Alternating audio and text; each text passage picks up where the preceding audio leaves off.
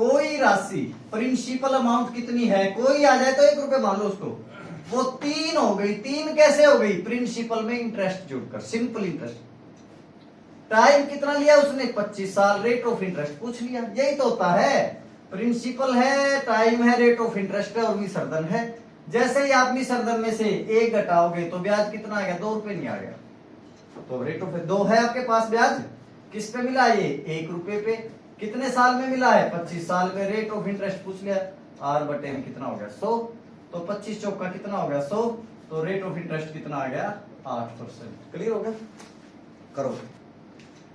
देखो प्यारे बच्चों, इसमें क्या दिया इसने, x प्लस 1 बटे एक्स का मान दे दिया 2√3, और पूछ क्या दिया आपने, एक्स स्क्वायर प्लस 1 बटे एक्स स्क्वायर।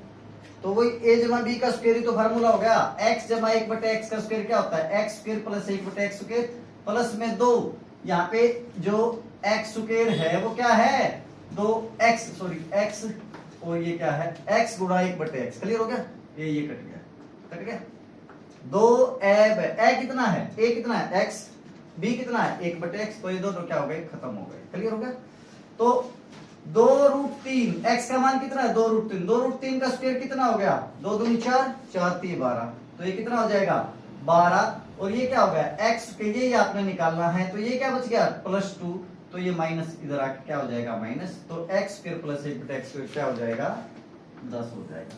सीधा सा तरीका इसमें, सीधा सा तरीका क्या है, x जमा 1 बटा एक्स का जो मान है उसका स्क्वायर कर दे और माइनस का क्या कर दो, 2 कर दे, क्योंकि ये 2 इधर आके क्या हो जाएगा, माइनस हो जाएगा। बरोबर।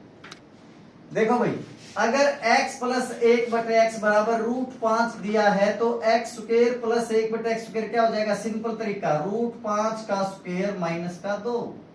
√5 कितना होता, 5, 5 में से 2 गया, कितना आ गया, 3।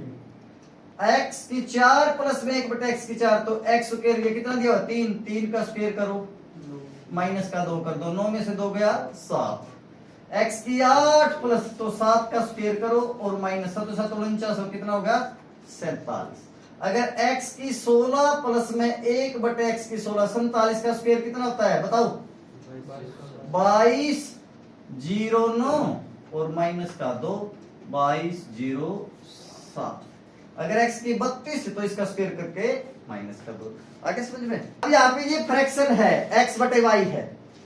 अगर फ्रैक्शन में एलसीएम पूछ लिया, कर दिया क्या भाई, अगर फ्रैक्शन में एलसीएम पूछ लिया तो ऊपर वाले का एलसीएम, नीचे वाले का एलसीएम। और जब कोई भी प्राइम नंबर आ जाए, यहाँ पे तो प्राइम नंबर कितने आ गए, 3 आ गए, तो इनका एलसीएम कितना होगा, 1। भाई क्या समझ, जब एक प्राइम नंबर आ जाएगा ना तो उनका एलसीएम क्या हो जाएगा, 1, चाहे कितनी संख्या हो। क्लियर होगा। और ऊपर वाले का आप एलसीएम लोगे, 3 और 9 का कितना हो गया भाई, 3 और 9 का 9 हो गया, अरे हो गया कि ना हो गया। और बाकी दोनों क्या प्राइम नंबर, ये तो गुणा हो ही जाएंगे, तो ये कितना हो जाएगा, 5 गुणा में 11। क्लियर हो गया।